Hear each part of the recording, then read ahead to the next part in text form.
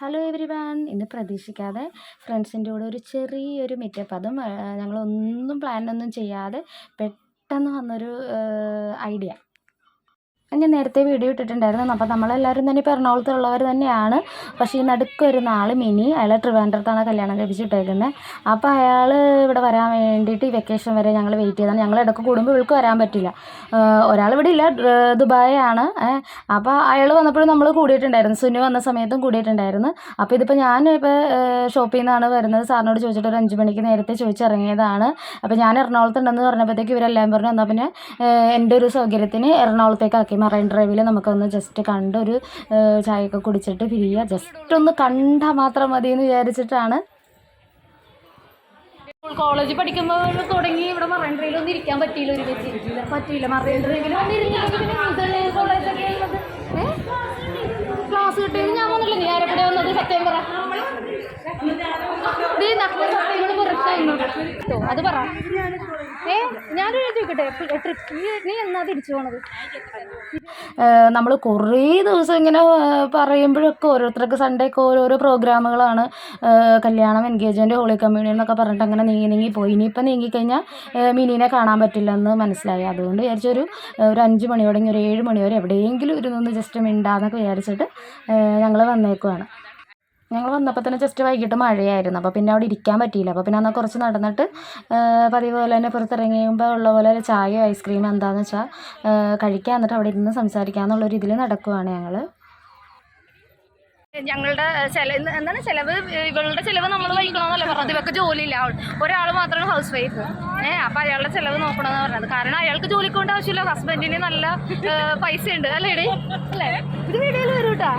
ഇവളുടെ കെട്ടിയവന് നല്ല പൈസ ഉണ്ട്. ഇവളുടെ കെട്ടിയവന് നല്ല പൈസ ഉള്ളതുകൊണ്ട് ഇവിടെ പോയിട്ട് സ്റ്റേഡിയത്തിൽ പോയിട്ടൊന്നല്ലേ. അപ്പോൾ അവിടെ സിലിക്കോണിൻ്റെ ഫുഡ് കോർട്ട് ഉണ്ട്. അപ്പം അവിടെ നിന്നൊരു ചായ കുടിക്കാമെന്ന് വിചാരിച്ച് അവിടെ കയറി. അപ്പോൾ ഭയങ്കര ചൂട്. അപ്പോൾ ചായ ആർക്കും വേണ്ട, ഐസ്ക്രീം മതി എന്ന് പറഞ്ഞത്. ഐസ്ക്രീം ആയിക്കോട്ടെ ചായയും കൂടി ആയിക്കോട്ടെ എന്നുള്ള രീതിയിൽ അവിടെ കയറിയേക്കുവാണ്. അപ്പോൾ ഞങ്ങൾ പിന്നെ അവിടെ നിന്നൊരു 2 ഐസ്ക്രീം, 3 ചായ, പിന്നെന്താ അട, പിന്നെന്തായിരുന്നു വാങ്ങിയത്, സവാള വട ഒക്കെ വാങ്ങി കഴിച്ചു. ഞാൻ കഴിച്ചില്ല, കാര്യം ഞാൻ ചായ കുടിച്ചിട്ടാണ് വന്നത്. ഷോപ്പിൽ നിന്ന് ഇറങ്ങിയപ്പോഴത്തേനും ചായ കുടിച്ചിട്ടാണ് വന്നത്. അതുകൊണ്ട് ഞാൻ കഴിച്ചില്ല. പക്ഷേ ഐസ്ക്രീമും ചായയും കുടിച്ചായിരുന്നു.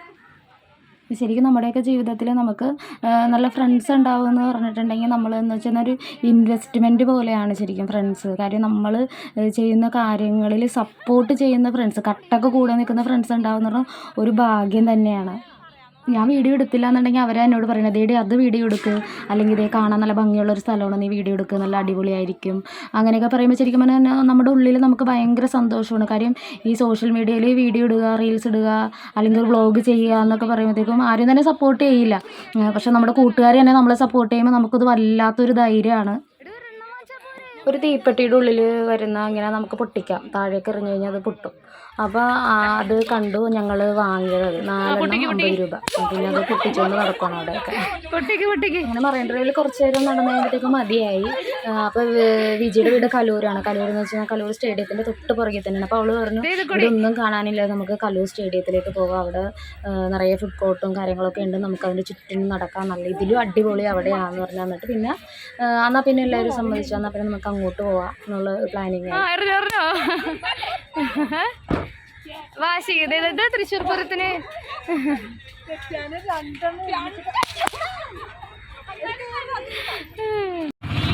നമ്മളിവിടെ കണ്ടു കഴിഞ്ഞിട്ട് നിനക്ക് ഫോണല്ലേ ഉള്ളത്.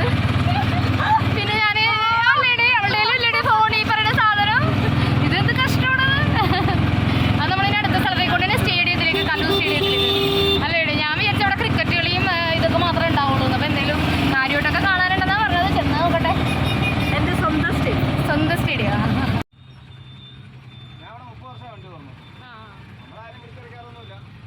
ഈ 4 വാക്ക് പറയാൻ പഠിക്കുന്ന സമയത്ത് മണ്ടത്തിയായിരുന്നു. ഏറ്റവും ബുദ്ധിയുള്ളവളി ഞാൻ. ഏറ്റവും കൂടുതൽ സൗന്ദര്യമുള്ളത് ഞാൻ. ഉറങ്ങിക്കിടക്കുമ്പോ കുറച്ചുകൂടി കിടക്കണേരിക്കുമല്ലോ. ഇവള് സുന്ദരിയായിരുന്നു അല്ലേ? അന്ന് സുന്ദരി, എവർഗ്രീൻ സുന്ദരി. ഒന്നും ജോബിയാണ്, ഒന്നും പറയാതിരിക്കാം. എന്താണ് ജോബി ഇതിന്റെ രഹസ്യം പറയൂ. ഞങ്ങൾക്കില്ല ആഗ്രഹങ്ങള്.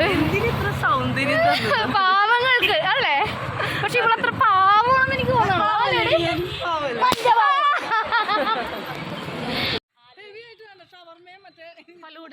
അതെ സിമ്പിളായിട്ട്. ഞങ്ങളൊരു 6-6:15 ആയപ്പോഴത്തേക്കും മറൈൻ ഡ്രൈവിൽ നിന്ന് ഒരു ഓട്ടോയ്ക്ക് സ്റ്റേഡിയത്തിൻ്റെ അവിടെ വന്നു, കലൂർ സ്റ്റേഡിയത്തിൻ്റെ അവിടെ എത്തി. അപ്പോൾ അവിടെ ഒത്തിരി ഷോപ്പുകളുണ്ട് കേട്ടോ. വിജിയുടെ വീട് അതിൻ്റെ പുറകെ തന്നെയാണ്. അപ്പോൾ അവൾക്ക് അത്യാവശ്യം എല്ലാ ഷോപ്പുകളും അവൾ കയറി തിരിഞ്ഞ് അവൾക്ക് എല്ലാം അറിയാം. അപ്പോൾ അവൾ പറഞ്ഞു എന്നാൽ ഇവിടെ നല്ല ഫലൂഡയാണെന്ന് പറഞ്ഞു. എന്നാൽ നമുക്ക് ഫലൂഡ കഴിക്കാമെന്ന് പറഞ്ഞിട്ട് നമ്മളവിടെ കയറി. അപ്പോൾ ഫസ്റ്റ് വന്നപ്പോൾ തന്നെ ഭയങ്കര ദാഹമായിരുന്നു. അപ്പോഴത്തേക്കും ഫ്രഷ് ലൈം ഓർഡർ ചെയ്ത് ഞങ്ങൾ ആദ്യം തന്നെ 2 ഫ്രഷ് ലൈമും 2 ഫലൂഡയും ഓർഡർ ചെയ്ത്. ആൾക്കാർ എല്ലാവർക്കും എല്ലാം ഫുള്ളും വേണ്ടാന്ന് പറഞ്ഞു. അങ്ങനെ ഞങ്ങൾ 2 എണ്ണം ഫലൂഡ മതി, കഴിച്ച് നോക്കാമെന്ന് വിചാരിച്ചു. നല്ലതായിരുന്നു കേട്ടോ, നല്ല ടേസ്റ്റ് ഉണ്ടായിരുന്നു. ഒരെണ്ണം കൂടി കഴിക്കണം എന്നുണ്ടായിരുന്നു, പക്ഷേ സമയം പോയി. പിന്നെ മാത്രമല്ല വയറ് നിറയുകയും ചെയ്തു. അടിപൊളിയായിരുന്നു, നല്ല ടേസ്റ്റ് ഉണ്ടായിരുന്നു. അപ്പം ഞങ്ങളിവിടെ കലൂർ സ്റ്റേഡിയത്തിലുണ്ടെന്ന് പറഞ്ഞപ്പോഴത്തേക്കും വിജിയുടെ മൂത്ത മോനാണ് ചാണ്ടി. അപ്പോൾ അവൻ വിചാരിച്ചാൽ ഞങ്ങളെ കാണാമല്ലോ എന്ന് കരുതി അവൻ വേഗം തന്നെ ഞങ്ങൾ വന്നു. പിന്നെ ഞങ്ങളവന് അപ്പം തന്നെ പോയിട്ടാണ്, ഞങ്ങൾ ഡിസ്റ്റർബ് ചെയ്യണ്ടല്ലോ എന്ന് വിചാരിച്ചിട്ടാണ് തോന്നുന്നത്. അവനപ്പം തന്നെ സ്ഥലം വിട്ടു. അവൻ്റെ ഫ്രണ്ടിൻ്റെ കൂടെ വന്നത്. അതായത് ഇവള് പറഞ്ഞു ഇവള് പണ്ട് പാവമാണെന്ന് പറഞ്ഞു വിജിഷ. അപ്പൊ ഞാൻ പറഞ്ഞേ ഞാൻ പണ്ടേ സുന്ദരിയായിരുന്നു എന്ന് പറഞ്ഞു. അപ്പൊ ഇവള് പറഞ്ഞു ഇവള് പണ്ടും സുന്ദരിയാണ് ഇപ്പോഴും സുന്ദരിയാണ്. ഞങ്ങൾക്ക് തോന്നില്ല. നിനക്ക് പറഞ്ഞാണോ തോന്നിയത്?